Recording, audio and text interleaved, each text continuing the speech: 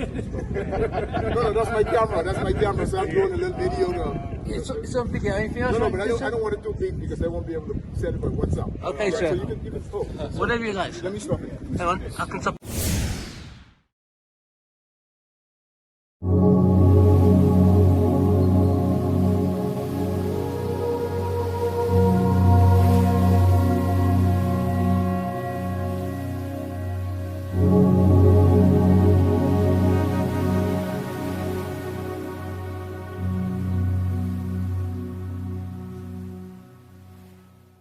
Yeah, but this is beautiful.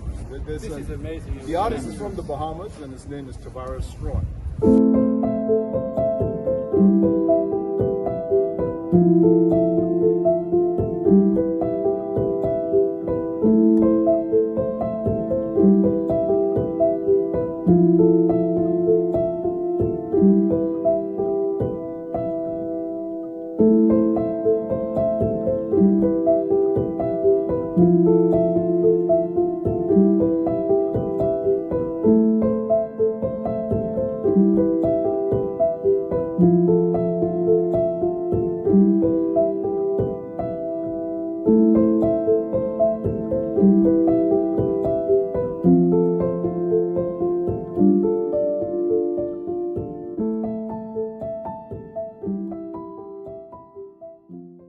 Right. We're a men's walk and talk group. Every fortnight Sunday we get together and we go for a Everyone inspired walk. reside in the UK? Everyone? Well, we're from London, not residing. All from London? Okay, good.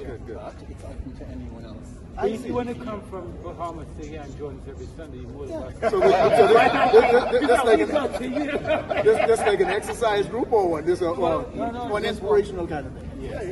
I would recommend that you join us on one occasion. Okay, And maybe we could plan that. We'll discuss Right, that. or maybe we could host you as the High Commission for some tea or something. We all got a little finger sticking out.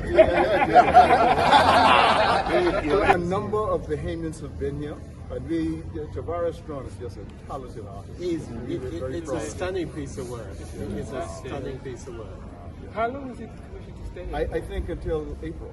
Oh, we got it. So soon. He's going to go.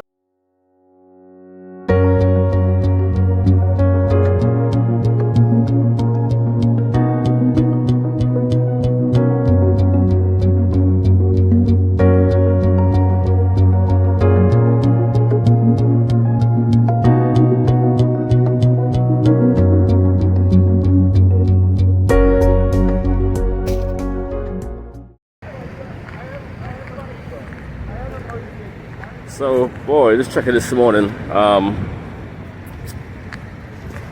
What made you smile? What have you overcome? And for me, just playing with my grandson yesterday, that just brings a smile to your face. Overcoming tough relationships, working on it. It's a non-stop continuum. I think the minute you stop moving in your relationships,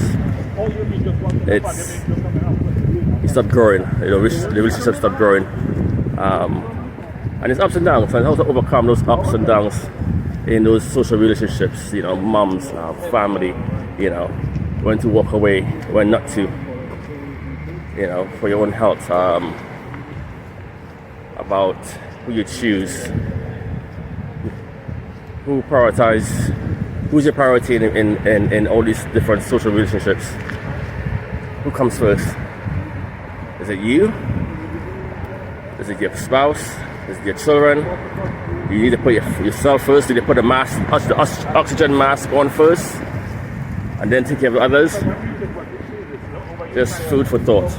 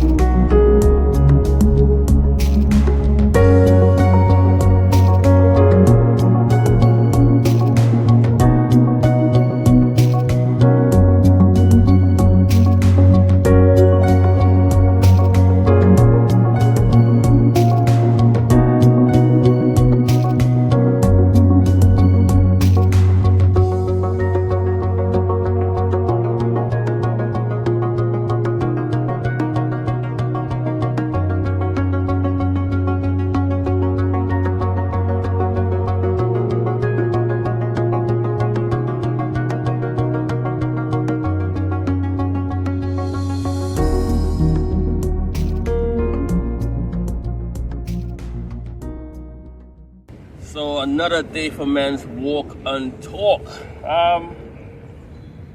Interesting day today. You know, we look at what we've learned in life, you know, all the stuff we've been through. I mean, like, for me personally, I find that life is not what you expect it to be. You know, it has ups, it has its downs, and you gotta look at life like a coin. People say, you know, there's two sides to a coin, but actually there are three sides to a coin. And you just have to sometimes open your mindset, you know. Also, it's like a sea, you know. Life is like a sea. Sometimes you gotta go with the current, you know. They say if you don't swim with the current, you can drown, you know. So sometimes you have to go out into the sea, into the unknown, and then, you know, find your path back to safety. But the funny thing is, while we were by the memorial for the bombing, and we talk about death and life, we saw a young man on a electric scooter, and in fact we heard a loud crash. And by the time we looked at where the sound came from, we saw a man jumping off a scooter as a car smashed into him. We don't know how he survived, how he walked away from it, you know.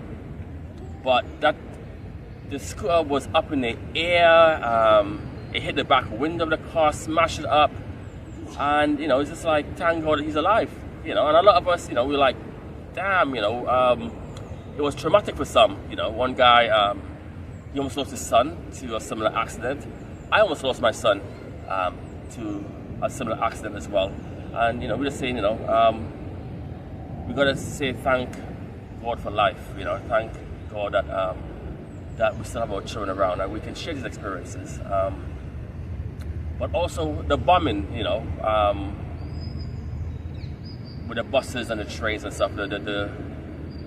What happened for us that day? I mean, personally, me, I was at work, but the funny thing is, I was meant to be on that bus, that number 7.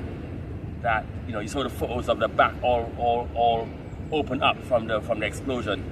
I was transferred to another store about 2 weeks before. So, and I was upset. I was like, you know, why God put me in this store? I don't want to be here. But sometimes you don't know, you know, what God have in hand for you. Sometimes He's putting you somewhere where you don't want to be, but it's for your own good. But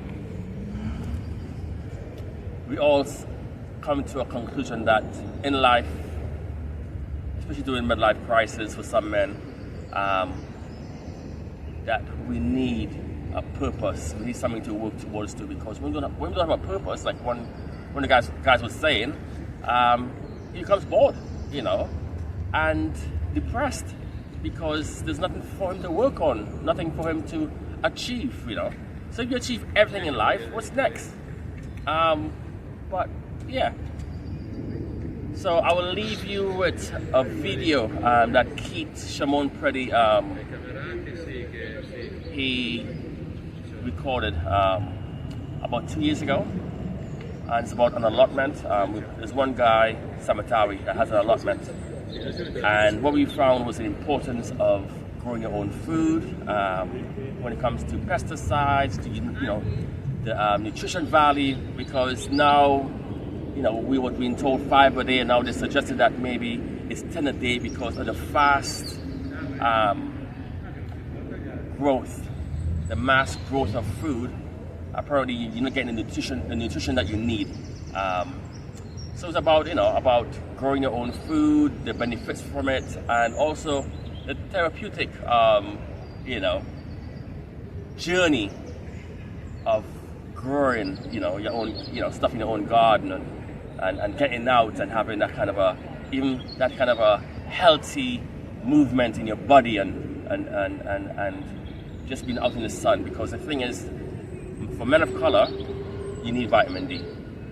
and we don't get enough vitamin D. And just being out in the sun can help us absorb more of this vitamin D instead of just being stuck indoors on a Sunday, you know, watching TV. When you can be out in the garden, enjoying some time with nature, you know. So I'll leave you guys with it. Enjoy the video, and see you next time for MWnT.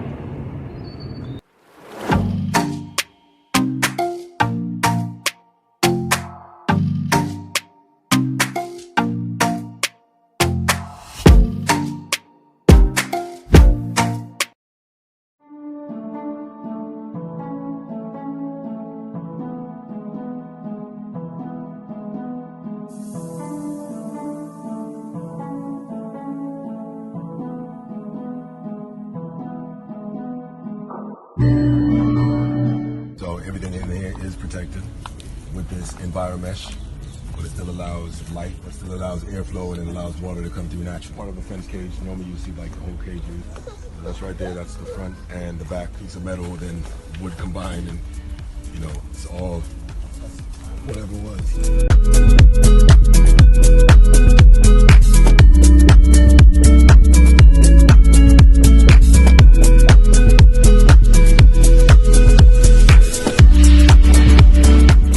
I just find this interesting, so I'm glad I've come just to see what's possible.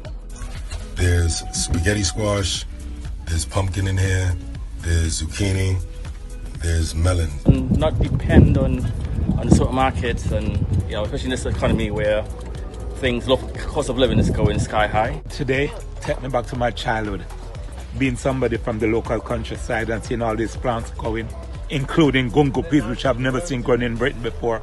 I was amazed. And to see what you can do in such a small plot of land, unbelievable. This is a really good experience. I see our host demonstrating food growing and just being intuitive with nature. It's my first time to see this garden, so I'm impressed. Really, I'm so happy to see this kind of stuff. This was like a life-changing session for me. I've never grown a plant in my life. What I saw today was just so beautiful. As far as I'm concerned, my life has now changed. If I'm not thinking about that in things I do, then I'm on the wrong path.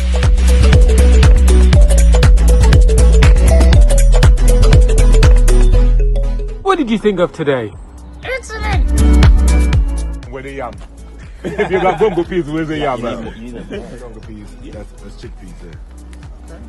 I've never seen chickpeas, but gungo peas I'm well familiar with. I used to plant them a lot. You see the smaller containers are up top. They're meant for more salads, more lettuce, There's a wall of water bottles, which have got can't come again in beans, peas, and they're just water bottles growing all that stuff, and he's already harvested. It's really inspiring just to see how much you can actually live sustainably. For me, that's a challenge. Grow this, feed yourself, you know, dedicate time, help improve the world. It's mind-blowing for me, pretty much.